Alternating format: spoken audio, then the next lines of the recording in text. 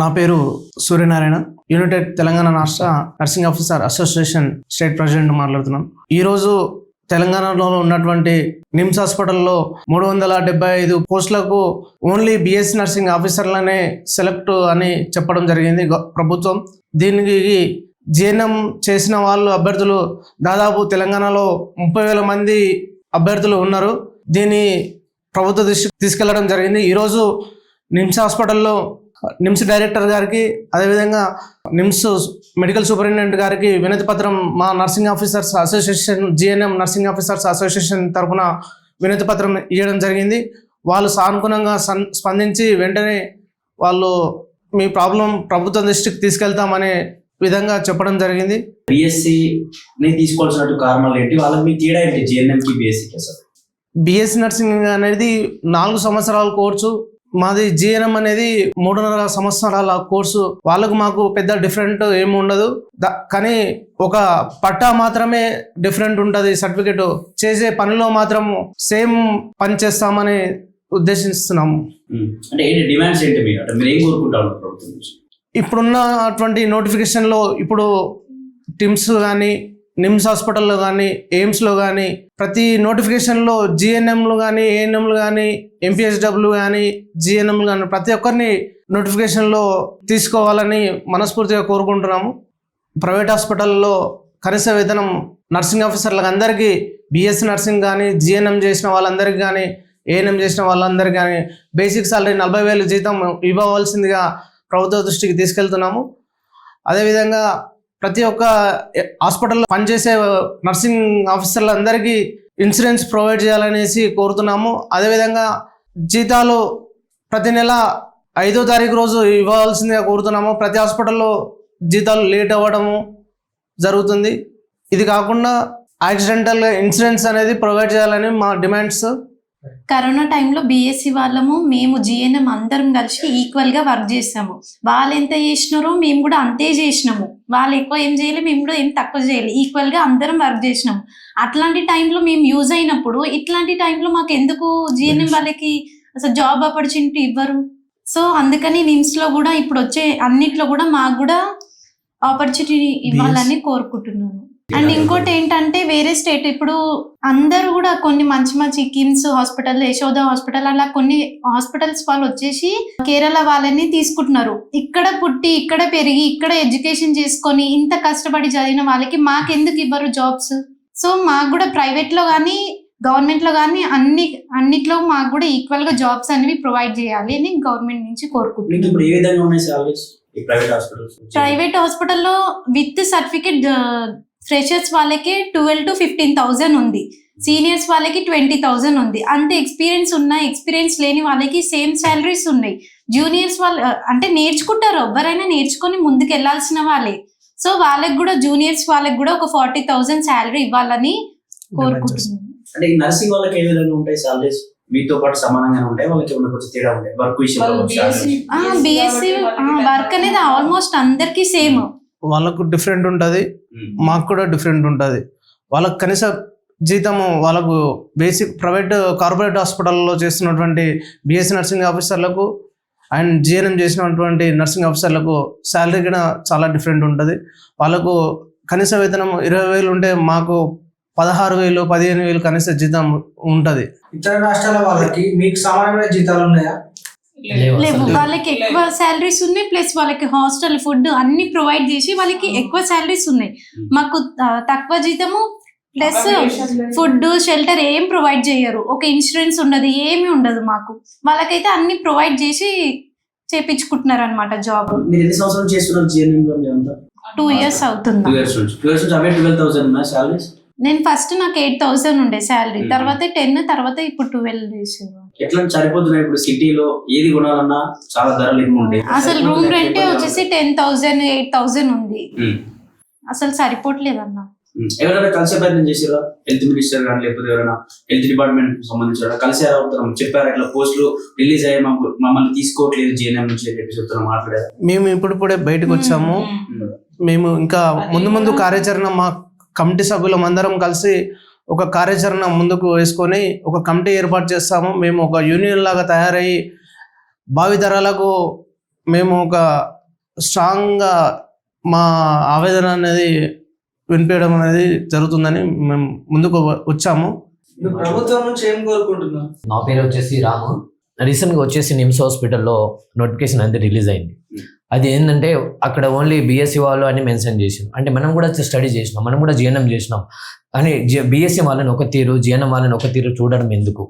మనకు కూడా ఆ అవకాశం కల్పించాలని మేము ఈరోజు వచ్చినాం. నేను వచ్చేసి కొమరంభీం ఆసిఫాబాద్ డిస్ట్రిక్ట్ నుంచి వచ్చిన.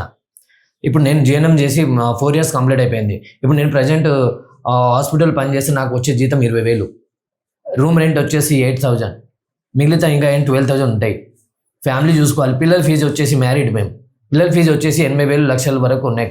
అసలు ఎలా బతుకుతాం, ఎలా చేయగలుగుతాం అని ఈరోజు మనం నిమ్స్ హాస్పిటల్ని డైరెక్టర్ గారికి, మళ్ళీ నర్సింగ్ సూపరింటెండెంట్ గారికి మనము వినతి పత్రం ఇవ్వడం జరిగింది. అంటే వాళ్ళు ప్రైవేట్ సెక్టర్లో మనం బీఎస్సీ జీఎన్ఎం మనం అంతా కలిసే పని చేస్తున్నాం. అంటే వాళ్ళు చేసిన వాటిలో సపరేట్ ఓకే, మన బీఎస్సీ వాళ్ళు వేరే చదువుకున్నారు, జీఎన్ఎం వాళ్ళు వేరే చదువుకున్నారు. మన బీఎస్సీ వాళ్ళకి ఒక హాస్పిటల్, జీఎన్ఎం వాళ్ళకి ఒక హాస్పిటల్ అనేది లేదు. ఈక్వల్ వర్క్ ఒకటే. ఓటీలో చేసిన జీఎన్ఎం వాళ్ళు ఉన్నారు, బీఎస్సీ వాళ్ళు ఉన్నారు. వార్డులో చేసిన జీఎన్ఎం వాళ్ళు ఉన్నారు, బీఎస్సీ వాళ్ళు ఉన్నారు.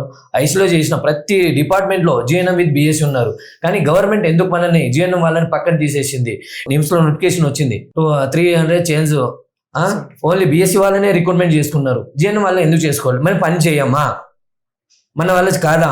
కలిసి చదువుకున్నాం, ఒకటే కాలేజీలో చదువుకున్నాం, బీఎస్సీ అయిపోయింది, జీఎన్ఎం అయిపోయింది. సిలబస్ సేమ్, మళ్ళా సిలబస్ సేమ్, వర్క్ కూడా సేమ్, ప్రతిదీ సేమ్. ఇంకోటి ప్రైవేట్ సెక్టర్లో చూస్తే జీతం అనేది చాలా తక్కువ. వేరే స్టేట్ నుంచి హర్యానా నుంచి కానీ, బెంగళూరు, కర్ణాటక, మహారాష్ట్ర, అదర్ స్టేట్ నుంచి చాలా మంది వస్తున్నారు. వాళ్ళకు సాలరీ చూస్తే 25-28 ఉంటాయి. కానీ మన తెలంగాణ స్టేట్ వాళ్ళకు, మనం ఇక్కడనే పుట్టి, ఇక్కడనే పెరిగి, ఇక్కడనే మనం చదివి ప్రతిదీ కూడా ఇక్కడనే చేస్తున్నాం కాబట్టి మనకు జీతం అనేది 20,000 కానీ 25,000 కానీ అసలు ఎవరికి ఎక్కువ లేదు. 10 years ఎక్స్పీరియన్స్ ఉన్నది ఒక బ్రదర్కు, వాళ్ళకి జీతం వచ్చేసి 25,000. ప్రైవేట్ సెక్టర్లో కూడా ఇలా చాలా దారుణం జరుగుతున్నాయి. అందుకోసం మేము ఈరోజు అందరం యూనిటీ కావాలని ఈ నిమ్స్కి వెళ్ళడం జరిగింది. వాళ్ళకు వినతి పత్రం ఇచ్చినాం. మనకు ఈ రోజు నుంచి మనం గట్టిగా పోరాడతాం, ఇంకా ముందు ఇంకా గట్టిగా పోరాడతాం. మనకు కూడా అవకాశం వచ్చే వరకు మనం ఇట్లానే యుద్ధం చేస్తాం. కోవిడ్ టైంలో వర్క్ చేస్తున్నాం. సేమ్ కోవిడ్ టైంలో కూడా మళ్ళీ డిఫరెంట్ వార్డ్ చేయలేదు కదా. బీఎస్సీ వాళ్ళకి ఒకటి, జీఎన్ఎం వాళ్ళకి ఒకటి అని చేయలేదు. అందరం కలిసి పని చేసినాం.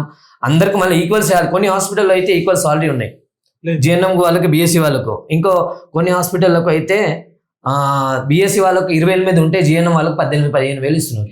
అంటే ఎందుకు అలా చూస్తున్నారు? మనం చదువుకోలేదా? మనం వర్క్ చేస్తలేమా? వాళ్ళు చేసిన వర్క్ ప్రతిదీ మనం చేస్తాం. క్యానెల్లో పెడతాం, రాయల్ ట్యూబ్ పెడతాం, అన్నీ చేస్తాం. ఈటీ ట్యూబ్తో సహా అన్ని ప్రతి విషయం, ప్రతి వర్క్ కూడా మేము చేస్తాం. కానీ మనల్ని అలా చూస్తున్నారు. ఈ రోజు కూడా నిమ్స్లో నోటిఫికేషన్ వచ్చింది కాబట్టి వీళ్ళు గవర్నమెంట్ సెక్టర్ కూడా మనం పక్కన పడేసింది. ఇప్పుడు మనం న్యాయం ఎవరు చేస్తారు? జీఎన్ఎంలో ఒక్కరోజు వర్క్ చేయకపోతే పరిస్థితి ఏ విధంగా ఉంటుంది రాష్ట్రంలో? హాస్పిటల్ జీఎన్ఎంలో అందరు బంద్ చేస్తే ఎవరు చేయరు, ఎవరు వెళ్ళరు. ఇప్పుడు ఇంకొకటి ఏంటంటే మనం డ్యూటీ అవర్స్ వచ్చేసి 8 hours ఉంటాయి మనకు. 6 hours మార్నింగ్ టైంలో, అంటే A shift 6 hours, B shift 6 hours, night వచ్చేసి 12 hours ఉంటుంది. అలా ఏంటంటే ఇప్పుడు అందరు సేమ్ వర్క్ చేస్తున్నాం. వాళ్ళకి సార్లు ఎందుకు హైక్ ఉంది, మాకు ఎందుకు తక్కువ ఉంది? అంటే మేము మనుషులం కామా? మొత్తం ఎంతమంది ఉంటారు రాష్ట్రం? జీఎన్ఎం మొత్తం వచ్చేసి మనం 30,000 మంది వరకు ఉంటాం. ఇంకా ఇంకా వాళ్ళు కూడా పాస్ అవుట్ అయిన వాళ్ళు ఈ ఇయర్లో కూడా ఉన్నారు. ఇంకా వాళ్ళని యాడ్ చేయలే. దాదాపుగా 50,000 వరకు ఉంటాం. అందరినీ కలవబోతున్నాం. నెక్స్ట్ అనేది ఇప్పుడు ఈరోజు వినతి పత్రం ఇవ్వడం జరిగింది. అంటే అన్ని మినిస్టర్, హెల్త్ మినిస్టర్ కానీ సీఎం దృష్టి వరకు వెళ్ళే వరకు మేము యుద్ధ పోరాటం చేస్తాం. ప్రతి ఒక్క ఎమ్మెల్యే, ఎంపీ, ప్రతి న్యాయ దగ్గరికి వెళ్ళి మేము మా వినతి పత్రం ఇచ్చి వాళ్ళని కోరుకుంటాం. మాకు కూడా న్యాయం చేసే వరకు, న్యాయం అయ్యే వరకు గట్టిగా పోరాడతాం. ఇంకా చాలా మందితో మేము కూడా ముందుకు వస్తామని కోరుకుంటున్నాం. My name is Bindu. I'm from Warangal. నేను మెడికేర్ హాస్పిటల్లో జాబ్ చేస్తున్నాను. నేను పాస్డ్ అవుట్ 2019 బ్యాచ్. అప్పటి నుండి ఇప్పటి వరకు నాకు గౌట్, నేను అన్ని ఎగ్జామ్స్ రాశాను. అన్నిట్లో నార్మలైజేషన్ ఇలాంటివన్నీ ఇలా తీసేశారు మార్క్స్. అది మళ్ళీ ఏమంటారు, కాంట్రాక్ట్లో ఉన్న వాళ్ళకి 20 marks యాడ్ చేయడం. అది వాళ్ళ మార్క్స్ తక్కువ వచ్చినా కూడా 20 marks యాడ్ చేసేసారు. సో వాళ్ళు కాంట్రాక్ట్ బేసిక్ జాబ్స్ కొట్టేశారు.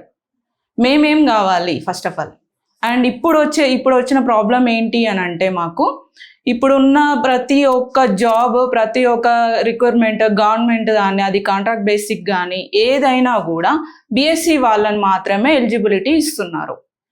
అది మాకు కొంచెం ఏమంటారు, మేమేం కావాలి అంటే అన్ని జాబ్స్ వాళ్ళకే ఇస్తే మేమేం కావాలి అని. మాకు కూడా గవర్నమెంట్ జాబ్స్ కావాలి కదా, ప్రతి ఒక్క జాబ్ వాళ్ళకే ఎలిజిబిలిటీ ఇస్తే మేము సఫర్ అవుతున్నాం కదా. సో మాది కూడా కొంచెం పట్టించుకుంటారని మేము ఇలా ప్రయత్నం చేస్తున్నాము. మేము అందరం గ్యాదర్ అయ్యి ఇంకా హెల్త్ మినిస్టర్ని కలిసి ఈ రోజైతే లెటర్ ఇచ్చాము నిమ్స్ ఆఫీస్లో.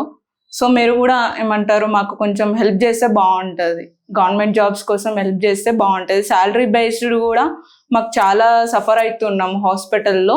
బీఎస్సీ వాళ్ళకి వేరే ఉంటుంది, జిఎన్ఎం వాళ్ళకి వేరే ఉంటుంది. ఎందుకు అట్లా చేస్తున్నారని మాకు తెలియదు. బట్ ఏంది అని అంటే study based, syllabus based and work based అన్నిట్లో మేము అన్ని డిపార్ట్మెంట్స్లో వీఆర్ వర్కింగ్, అన్ని డిపార్ట్మెంట్లో వర్క్ చేస్తున్నాము. వాళ్ళతో సమానంగా ఒక బీఎస్సీ స్టాఫ్ ఉంటే ఒక జిఎన్ఎం స్టాఫ్ కంపల్సరీ ఉంటుంది అక్కడ.